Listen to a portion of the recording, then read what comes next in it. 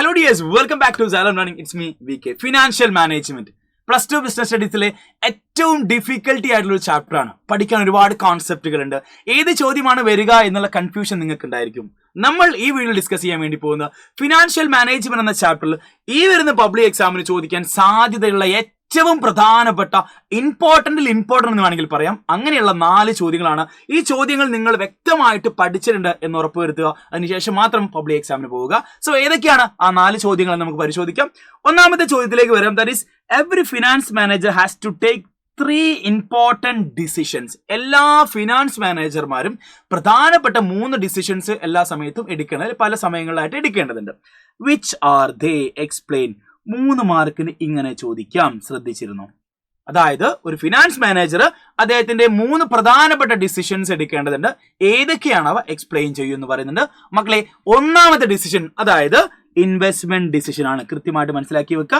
Investment decision എന്താണ്? Investment decision ചോദിച്ചു കഴിഞ്ഞാൽ ഒരു സ്ഥാപനത്തിന്റെ വാല്യുബിൾ ആയിട്ടുള്ള ഫണ്ടിന് ഏതൊക്കെ രീതിയിൽ നിക്ഷേപം നടത്താം. ഫോർ എക്സാമ്പിൾ, ലോങ് ടേമിലേക്ക് എത്ര ഇൻവെസ്റ്റ്മെന്റ് ചെയ്യണം, ഷോർട്ട് ടേമിലേക്ക് എത്ര ഇൻവെസ്റ്റ്മെന്റ് ചെയ്യണം. ഈ ഒരു തീരുമാനത്തെയാണ് എന്ത് വിളിക്കുന്നത്? Investment decision. ഷോർട്ട് ടേമിലേക്ക് ഇൻവെസ്റ്റ്മെന്റ് ചെയ്യുന്നതിന് വർക്കിംഗ് ക്യാപിറ്റൽ മാനേജ്മെന്റ് എന്ന് വിളിക്കുന്നു. ലോങ് ടേമിലേക്കാണെങ്കിൽ ക്യാപിറ്റൽ ബഡ്ജറ്റിംഗ് ഡിസിഷൻ എന്ന് വിളിക്കുന്നു. സോ 2 രീതിയിൽ ഇൻവെസ്റ്റ്മെന്റ് ചെയ്യാം. ലോങ് ടേമിലേക്കും ചെയ്യാം, ഷോർട്ട് ടേമിലേക്കും ചെയ്യാം. ലോങ് ടേമിലേക്കാണെങ്കിൽ ക്യാപിറ്റൽ ബഡ്ജറ്റിംഗ് ഡിസിഷൻ എന്നും, ഷോർട്ട് ടേമിലേക്കാണെങ്കിൽ വർക്കിംഗ് ക്യാപിറ്റൽ മാനേജ്മെന്റ് എന്ന് വിളിക്കുന്നു. സോ ദ ഡിസിഷൻസ് റിഗാർഡിംഗ് എത്രയാണ് ലോങ് ടേമിലേക്ക് ഇൻവെസ്റ്റ്മെന്റ് ചെയ്യേണ്ടത്, എത്രയാണ് ഷോർട്ട് ടേമിലേക്ക് ഇൻവെസ്റ്റ്മെന്റ്, ആ ഡിസിഷനാണ് നമ്മൾ എന്ത് വിളിക്കുക? Investment decision. Investment decision effect ചെയ്യുന്ന ഫാക്ടേഴ്സ് ഉണ്ട്. Cash flow of the project, അല്ലെ? ക്യാഷ് ഇൻഫ്ലോയും ക്യാഷ് ഔട്ട്ഫ്ലോയും തീർച്ചയായിട്ടും അനലൈസ് ചെയ്യണം. Rate of return, risk involve, investment criteria, ഇങ്ങനെയുള്ള ഫാക്ടേഴ്സ് ഒക്കെ ഇൻവെസ്റ്റ്മെന്റ് ഡിസിഷനെ എഫക്ട് ചെയ്യുന്നത്. ഇതും കൂടി ആഡ് ഓൺ ചെയ്തുകൊണ്ട് നിങ്ങൾ ഓർത്ത് വെക്കുക കേട്ടോ. ഇനി അടുത്താണ് ഫിനാൻസിങ് ഡിസിഷൻ. സിമ്പിൾ ആയിട്ട് മനസ്സിലാക്കി വെക്കുക. ഒരു ഫേമിന്റെ ടോട്ടൽ ക്യാപിറ്റൽ എടുത്തു കഴിഞ്ഞാൽ എന്താണ്? ഒരു ഫേമിന്റെ ടോട്ടൽ ക്യാപിറ്റൽ എടുത്തു കഴിഞ്ഞാൽ അതിൽ 2 ടൈപ്പ് ഫണ്ട് ആയിരിക്കും ജനറലി നമുക്ക് ഉണ്ടായിരിക്കാം, അല്ലെ? ഒന്നാമത്തെ എന്തായിരിക്കും? ദാറ്റ് ഈസ് ഒന്ന് ഡെപ്റ്റും മറ്റൊന്ന് ഇക്വിറ്റി ആണ്. എന്താ ഡെപ്റ്റ് എന്ന് വെച്ചിട്ടാണെങ്കിൽ ബോറോഡ് ഫണ്ട് ആണ്, അല്ലെ? ഡെപ്റ്റ് എന്ന് വെച്ച് കഴിഞ്ഞാൽ ബോറോഡ് ഫണ്ടും, ഇക്വിറ്റി എന്ന് വെച്ച് കഴിഞ്ഞാൽ ഓണർഷിപ്പ് ഫണ്ടുമാണ്. സോ ഒരു ഫേമിന്റെ ടോട്ടൽ ക്യാപിറ്റലിൽ ഈ കാണിച്ചിട്ടുള്ള ബോറോഡ് ഫണ്ട് എത്രയാണ് വേണ്ടത്, അല്ലെ? ഓണർഷിപ്പ് ഫണ്ട് എത്രയാണ് വേണ്ടത്, ഇത് സംബന്ധിക്കുന്ന ഡിസിഷൻ ആണ് എന്തെന്ന് പറഞ്ഞാലും ഫിനാൻസിങ് ഡിസിഷൻ. അതായത് ഹൗ ടു റേസ് മണി, അല്ലെ? സോഴ്സസ് മേ ബി ഡെപ്റ്റ് ഓർ ഇക്വിറ്റി. ഷെയർ ഹോൾഡേഴ്സിന്റെ മണി ഉണ്ടായിരിക്കും, അല്ലെങ്കിൽ ബോറോഡ് മണി ഉണ്ടായിരിക്കും.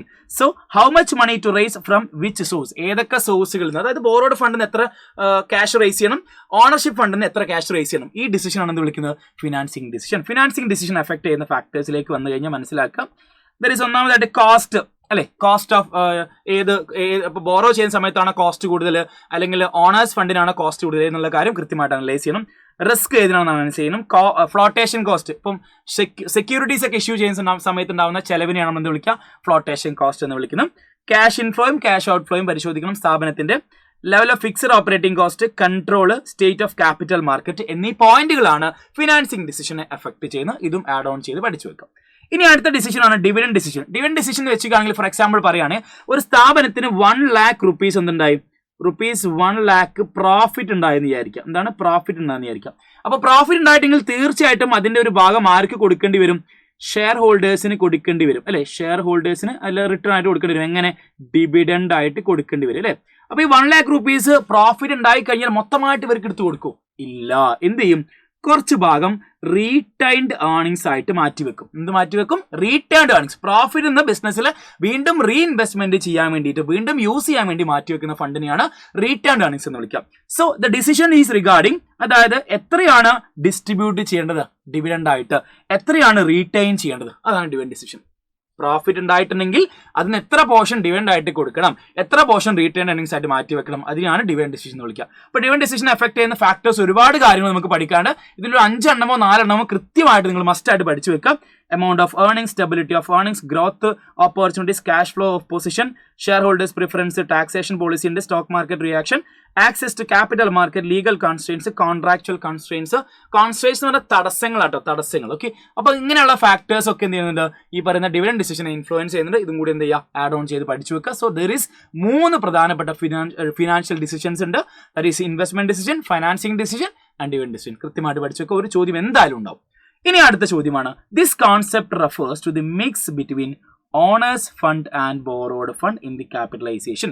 അതായത് ഒരു ഫേമിന്റെ ടോട്ടൽ ക്യാപിറ്റലില് ഓണേഴ്സ് ഫണ്ടിന്റെയും ബോറോഡ് ഫണ്ടിന്റെയും മിക്സ്, സംയോജനം അല്ലെങ്കിൽ കോമ്പിനേഷനെ വിളിക്കുന്ന പേരെന്താണ്? നമുക്കറിയാം ഒരു സ്ഥാപനം എടുക്കുകയാണെങ്കിൽ അവിടെ ആ സ്ഥാപനത്തിൽ നമുക്കറിയാം ക്യാപിറ്റൽ ഉണ്ടാവും അല്ലെ, ക്യാപിറ്റൽ ഉറപ്പായിട്ടുണ്ടാവും. അപ്പൊ ക്യാപിറ്റലിൽ നമുക്ക് 2 ടൈപ്പ് ഫണ്ട് ഉറപ്പായിട്ടുണ്ടാവും അല്ലെ. ക്യാപിറ്റൽ എന്തുണ്ടായിരിക്കും? 2 ടൈപ്പ് ഫണ്ട് ഉറപ്പായിട്ടുണ്ടായിരിക്കും. അതിൽ ഒന്ന് നമുക്ക് എന്ത് വിളിക്കാം? ഒന്ന് ഡെപ്റ്റ് എന്നും വിളിക്കാം, മറ്റൊന്ന് ഇക്വിറ്റി എന്ന് വിളിക്കാം. ക്യാപിറ്റൽ എന്ന് പറഞ്ഞാൽ എന്തായിരുന്നുടാ? മൂലധനം. മൂലധനത്തിൽ ഉറപ്പായിട്ടും ഡെപ്റ്റ് ഉണ്ടാവും, ഇക്വിറ്റി ഉണ്ടാവും. എന്താ ഡെപ്റ്റ് എന്ന് പറഞ്ഞാൽ ബോറോഡ് ഫണ്ട്, ഇക്വിറ്റി എന്ന് പറഞ്ഞാൽ ഓണർഷിപ്പ് ഫണ്ടാണ്. സോ ഇതിന്റെ പ്രപ്പോർഷനെയാണ് നമ്മൾ എന്ത് വിളിക്കുക? Capital structure. അതായത് ഫേമിന്റെ ക്യാപിറ്റൽ എത്രയാണ് ഡെപ്റ്റ്, എത്രയാണ് ഇക്വിറ്റി, ആ ഒരു സ്ട്രക്ചർ, ഘടനയാണ് നമ്മൾ എന്ത് വിളിക്കുക? ഈ പറയുന്ന ക്യാപിറ്റൽ സ്ട്രക്ചർ എന്ന് വിളിക്കുക. സോ കോൺസെപ്റ്റ് ഏതാണ്? ക്യാപിറ്റൽ സ്ട്രക്ചർ ആണ് ആൻസർ വരുന്നത്. സോ അതിന് എഫക്ട് ചെയ്യുന്ന ഫാക്ടേഴ്സും ചോദിച്ചിട്ടുണ്ട് മക്കളെ. 8 മാർക്കിന്റെ എസ്സേ ചോദിക്കാൻ സാധ്യതയുള്ള ഒരു ചോദ്യം കൂടിയാണ്, നോട്ട് ചെയ്ത് വെച്ചോ. സോ ക്യാപിറ്റൽ സ്ട്രക്ചർ എന്ന് വെച്ചിട്ടാണെങ്കിൽ തീർച്ചയായിട്ടും ഒരു ബിസിനസ്സിന് അവരുടെ ആക്ടിവിറ്റീസ് നടത്താൻ പണം ആവശ്യമായിട്ടുണ്ട്. 2 സോഴ്സ് ആണ് പ്രധാനമായിട്ടും പണം കിട്ടുന്നത്, ഓണേഴ്സ് ഫണ്ടും ബോറോഡ് ഫണ്ടും. അപ്പം ഓണേഴ്സ് ഫണ്ട് എന്ന് പറയുന്ന സമയത്ത് ഇക്വിറ്റി ക്യാപിറ്റൽ ഉണ്ട്, പ്രിഫറൻസ് ഷെയർ ഉണ്ട്, റിട്ടേൺ ഏർണിംഗ്സ് ഉണ്ട്, റിസർവും സർപ്ലസ് ഒക്കെ ഉണ്ട്. ബോറോഡ് ഫണ്ട് സംബന്ധിച്ച് loan, debenture, public deposit. Capital structure means the mix between mix of ഡെപ്റ്റ് and equity, mix of ഡെപ്റ്റ് and equity, അല്ലെങ്കിൽ കോമ്പിനേഷൻ എന്നും കൂടി പറയാട്ടോ. കോമ്പിനേഷൻ എന്ന് പറയാം, കോമ്പിനേഷൻ എന്ന് പറയാം. പ്രപ്പോർഷൻ ഓഫ് ഡെപ്റ്റ് ആൻഡ് ഇക്വിറ്റി എന്ന് പറയാം, പ്രപ്പോർഷൻ അല്ലെങ്കിൽ കോമ്പിനേഷൻ എന്നും കൂടി പറയാം. ഓക്കെ, സോ നോട്ട് ചെയ്ത് വെക്കുക. ഈ പറയുന്ന ഇതിന്റെ 2നെയും പ്രപ്പോർഷൻ മിക്സ് എങ്ങനെയാണ് ടോട്ടൽ ക്യാപിറ്റൽ ഓഫ് ദി ഫേമിൽ ഉണ്ടാവുന്നത്, അതിനെയാണ് ക്യാപിറ്റൽ സ്ട്രക്ചർ എന്ന് വിളിക്കുന്നത്. ക്യാപിറ്റൽ സ്ട്രക്ചറിനെ എഫക്ട് ചെയ്യുന്ന ഫാക്ടേഴ്സ് ഏതൊക്കെയാണെന്ന് നോക്കാം. ക്യാഷ് ഇൻഫ്ലോ, ക്യാഷ് ഔട്ട്ഫ്ലോയും പരിശോധിക്കണം. കൺട്രോൾ അല്ലെ, കൺട്രോൾ എന്ന് പറഞ്ഞ സമയത്ത് കൂടുതൽ ഡെപ്റ്റ് യൂസ് ചെയ്യുന്ന സമയത്താണ് കൺട്രോൾ ഉണ്ടാകുന്നത്. Flexibility, flotation cost, stock market conditions, അതോടൊപ്പം തന്നെ regulatory framework, nature of industry, tax rate, return on investment, cost of ഡെപ്റ്റ്, risk consideration, cost of equity, ഇങ്ങനെ 12ഓളം പോയിന്റുകൾ ഇനിയുമുണ്ട്. ICR, ഇൻട്രസ്റ്റ് കവറേജ് റേഷ്യോ എന്നൊക്കെ പറഞ്ഞ പോയിന്റുകൾ ഇനിയുണ്ട്. അപ്പൊ എന്ത് ചെയ്യുക, ഇതിലൊരു 8 എണ്ണം ഒരു എസ്സേ ചോദിച്ചു കഴിഞ്ഞാൽ എഴുതാൻ വേണ്ടി പറ്റുന്ന അത്തരത്തിലുള്ള പോയിന്റുകൾ നിങ്ങൾ ആലോചിച്ച് വെക്കുക, ഫാക്ടേഴ്സ് ആലോചിച്ച് വെക്കുക. നിർബന്ധമായിട്ടും പഠിച്ചു വെക്കേണ്ട ഒരു ഏരിയ തന്നെയാണ് ഈ പറയുന്ന ക്യാപിറ്റൽ സ്ട്രക്ചർ. ഇതിന്റെ കൂടെ നിങ്ങൾ നോട്ട് ചെയ്യേണ്ടത് ഫിനാൻഷ്യൽ ലീവറേജ് എന്ന കോൺസെപ്റ്റും കൂടി പഠിച്ചു വെക്കണം മക്കളെ. ഫിനാൻഷ്യൽ ലീവറേജ് എന്ന് പറയുന്ന കോൺസെപ്റ്റും ഇമ്പോർട്ടന്റ് ആണ്, അതും കൂടി പഠിച്ചു വെക്കുക കേട്ടോ. അതിന്റെ കൂടെ 2 മാർക്കിന് ചോദിക്കാൻ സാധ്യതയുള്ള ഒരു കോൺസെപ്റ്റ് ആണ്, അതുകൊണ്ട് ആഡ് ഓൺ ചെയ്ത് പഠിച്ചു വെക്കുക. ദെൻ അടുത്ത ചോദ്യത്തിലേക്ക് വരാം. Explain the factors affecting working capital requirements of A company. ഒരു കമ്പനിയുടെ വർക്കിംഗ് ക്യാപിറ്റലിനെ എഫക്ട് ചെയ്യുന്ന ഫാക്ടേഴ്സ് എന്തൊക്കെയാണെന്നാണ് ചോദ്യം. Factors affect working capital. So നമുക്ക് ആദ്യം ഒരു ഐഡിയ ഉണ്ടാവണം കൃത്യമായിട്ട് എന്താണ് വർക്കിംഗ് ക്യാപിറ്റൽ എന്ന് എഴുതാൻ വേണ്ടി പറ്റണം. അതായത് ഒരു ബിസിനസിന്റെ ഡേ ടു ഡേ ഓപ്പറേഷൻസിന് യൂസ് ചെയ്യുന്ന ക്യാപിറ്റലിനെ നമ്മൾ എന്ത് വിളിക്കുക? വർക്കിംഗ് ക്യാപിറ്റൽ എന്ന് വിളിക്കാം. ഇനി അഥവാ നമുക്ക് എന്തും കൂടി പറയാം, കറന്റ് അസറ്റും കറന്റ് ലാബിലിറ്റീസിന്റെയും ഡിഫറൻസ് ആണെന്ന് വേണമെങ്കിൽ പറയാം. വർക്കിംഗ് ക്യാപിറ്റൽ എങ്ങനെ കണക്കാക്കാം? Current asset minus current liability ആയിട്ട് കണക്കാക്കാം. ഇങ്ങനെയൊക്കെ നിങ്ങൾക്ക് എഴുതാം കേട്ടോ. Current liability, current asset minus current liability എന്ന് എഴുതാം. ഇനി അതേപോലെ തന്നെ എന്തിനു വേണ്ടിയിട്ടാണ്? ഷോർട്ട് ടേം ഒബ്ലിഗേഷൻസ് നിറവേറ്റാൻ വേണ്ടിയിട്ടാണ് വർക്കിംഗ് ക്യാപിറ്റൽ യൂസ് ചെയ്യുന്നത്. ഇനി 2 ടൈപ്പ് വർക്കിംഗ് ക്യാപിറ്റൽ ഉണ്ട്. ഒന്നാമത്തെ ഗ്രോസ് വർക്കിംഗ് ക്യാപിറ്റൽ, രണ്ടാമത്തെ net working capital. Gross working capital പറയുന്ന സമയത്ത് total investment in current asset ആണ് ഗ്രോസ് വർക്കിംഗ് ക്യാപിറ്റൽ എന്ന് വിളിക്കുക. ഇനി നെറ്റ് വർക്കിംഗ് ക്യാപിറ്റൽ പറയുന്ന സമയത്ത് current asset minus current liability ആണ്. ഇങ്ങനെയുള്ള പോയിന്റുകൾ ആലോചിച്ച് വെക്കുക.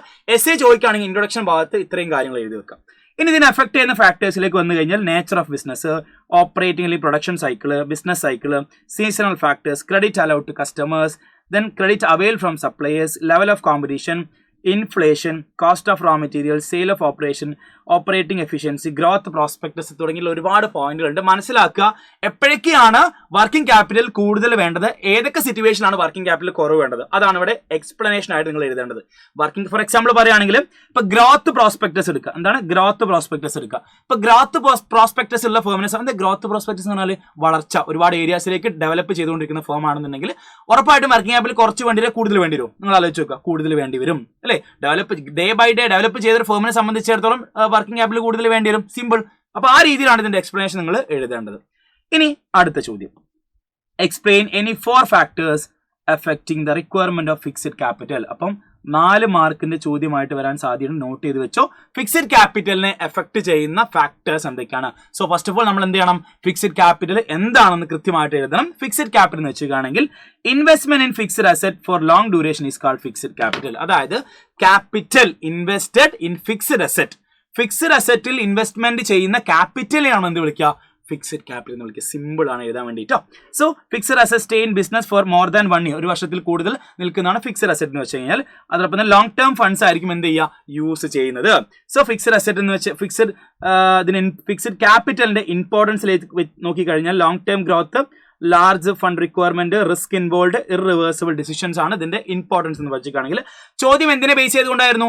ഫാക്ടേഴ്സ് എന്തൊക്കെയാണെന്നാണ് ചോദ്യം. സോ ഫാക്ടേഴ്സിലേക്ക് വരാം.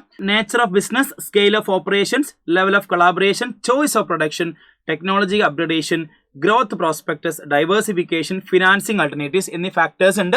അപ്പം നിങ്ങൾ ഐഡിയ യൂസ് ചെയ്യേണ്ടത് അല്ലെങ്കിൽ നിങ്ങൾ എക്സ്പ്ലനേഷൻ ആയിട്ട് എഴുതേണ്ടത് എങ്ങനെയാണെന്ന് ചോദിച്ചു കഴിഞ്ഞാൽ ഏതൊക്കെ സിറ്റുവേഷനിലാണ് ഫിക്സഡ് ക്യാപിറ്റൽ കൂടുതൽ വേണ്ടത്, ഏതൊക്കെ സിറ്റുവേഷനിലാണ് ഫിക്സഡ് ക്യാപിറ്റൽ കുറവ് വേണ്ടത്. ഫോർ എക്സാമ്പിൾ എടുക്കാം, ഇപ്പം നമുക്ക് ഫിനാൻസിങ് ആൾട്ടർനേറ്റീവ്സ് എടുക്കാം. ഫിനാൻസിങ് ആൾട്ടർനേറ്റീവ്സ് കൊണ്ട് ഉദ്ദേശിക്കുന്നത് ലീസ് ഫിനാൻസിങ് അവൈലബിൾ ആണ്. എന്താ ലീസ് ഫിനാൻസിങ് എന്ന് വെച്ചിട്ടുണ്ടെങ്കിൽ നമുക്ക് അസറ്റ് റെന്റ് എടുക്കുന്ന പരിപാടി അല്ലേ. അപ്പോൾ അസറ്റ് റെന്റിന് നമുക്ക് അവൈലബിൾ ആണെങ്കിൽ ഫിക്സഡ് ക്യാപിറ്റൽ കൂടുതൽ വേണ്ടി വരും, കുറച്ച് വേണ്ടി വരും. ഫിക്സഡ് ക്യാപിറ്റൽ കുറച്ച് മതി, കാരണം അസറ്റ് റെന്റിന് നമുക്ക് അവൈലബിൾ ആണ്. അപ്പോൾ ഫിക്സഡ് ക്യാപിറ്റൽ ആ സിറ്റുവേഷനിൽ കുറച്ച് മതി. ക്ലിയർ. ഇനി അടുത്ത് വേറൊരു എക്സാമ്പിൾ എടുക്കാം. ഡൈവേഴ്സിഫിക്കേഷൻ എടുക്കാം. ഡൈവേഴ്സിഫിക്കേഷൻ എന്ന് പറഞ്ഞാൽ കൂടുതൽ മേഖലകളിലേക്ക് കടന്നു പോവുക അല്ലെ. ഒരു പ്രൊഡക്റ്റ് അല്ലെങ്കിൽ ഒരു വിഭാഗത്തിൽപ്പെട്ട, ഫോർ എക്സാമ്പിൾ ഒരു മന്തി ഷോപ്പാണെന്ന് വിചാരിക്കുക. അവർക്ക് മന്തി ഷോപ്പ് മാത്രമേ ഉള്ളൂ. പെട്ടെന്ന് അവർ വേറെ ഹോട്ടൽ ബിസിനസ് തുടങ്ങാൻ വിചാരിക്കുന്നു അല്ലെ. ബിരിയാണി, പൊറോട്ടയും കാര്യങ്ങളൊക്കെ ഉൾപ്പെടുത്തിക്കൊണ്ട് വേറൊരു ബിസിനസ് തുടങ്ങാൻ തീരുമാനിക്കുന്നു ഇതേ ഒരു ഷോപ്പിന്റെ പേരിൽ തന്നെ. അപ്പോൾ കൂടുതൽ മേഖലകളിലേക്ക് കടക്കാൻ തീരുമാനിക്കുക. ഇനി അവർ വേറെ ടെക്സ്റ്റൈൽസ് ഇൻഡസ്ട്രിയിലേക്ക് കടക്കാൻ തീരുമാനിക്കുകയാണ്, അല്ലെങ്കിൽ വേറെ എന്തെങ്കിലും ഹോൾസെയിൽ ഡീലിംഗ്സിലേക്ക് അവർ കടക്കാൻ തീരുമാനിക്കുക. സോ ഡേ ബൈ ഡേ അവർ ഡൈവേഴ്സിഫൈ ചെയ്തുകൊണ്ടിരിക്കുന്ന സ്ഥാപനത്തെ സംബന്ധിച്ചിടത്തോളം അവർക്ക് ഫിക്സഡ് ക്യാപിറ്റൽ കുറവ് മതിയോ അതോ കൂടുതൽ വേണ്ടി വരുമോ മനസ്സിലാക്കുക. ഡേ ബൈ ഡേ പുതിയ ബിസിനസ്സിലേക്ക് കടന്നു ചെല്ലുന്ന സമയത്ത് ഫിക്സഡ് അസറ്റിന് റിക്വയർമെന്റ് ഉണ്ടാവുന്നുണ്ട്.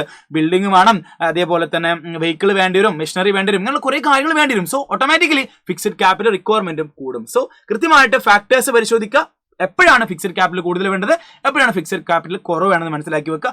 സെയിം തന്നെയാണ് വർക്കിംഗ് ക്യാപിറ്റലിനെ ബേസ് ചെയ്തുകൊണ്ടും. സോ ഇത്രയും ചോദ്യങ്ങൾ, അതായത് 4 പ്രധാനപ്പെട്ട ചോദ്യങ്ങളാണ് ഫിനാൻഷ്യൽ മാനേജ്മെന്റ് എന്ന ചാപ്റ്റർ നിങ്ങൾ ഉറപ്പായിട്ടും പഠിച്ചിരിക്കേണ്ടത്. ഈ 4 ചോദ്യങ്ങൾ ഏതെങ്കിലും ഒരു 2 ആയിരിക്കും ഉറപ്പായിട്ടും പരീക്ഷയ്ക്ക് ചോദിക്കുന്നത്. സോ ഇത്രയും കാര്യങ്ങൾ കൃത്യമായിട്ട് മനസ്സിലാക്കി വെക്കുക, അടിപൊളിയായിട്ട് പഠിച്ചു വെക്കുക. ഈ പോയിന്റുകൾ എഴുതിയാൽ മാത്രമേ മാർക്ക് കിട്ടുള്ളൂ. അപ്പോൾ ചിലർക്ക് ഇത് മനസ്സിൽ നിൽക്കില്ല എന്നുണ്ടെങ്കിൽ ഉറപ്പായിട്ടും ബൈഹാർട്ടാക്കിയെങ്കിലും പഠിച്ചു വെക്കുക. 8 മാർക്കിനും 5 മാർക്കിനും ഒക്കെ ചോദ്യങ്ങളായിട്ട് വരാറുണ്ട്. സോ ഈ കാര്യങ്ങളെല്ലാം ശ്രദ്ധിച്ചു വെക്കുക. Wish you all the best guys.